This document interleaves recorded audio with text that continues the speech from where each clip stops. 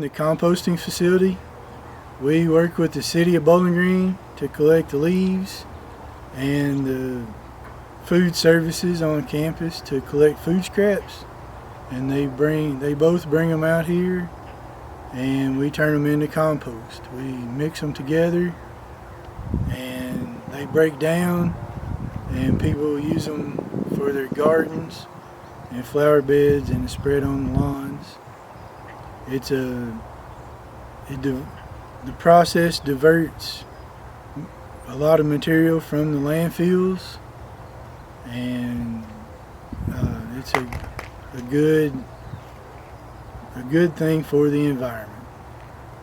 So, and we use the proceeds from what we sell for scholarships for our ag department students. 75% of what we get goes into that scholarship account, and we're very proud of that.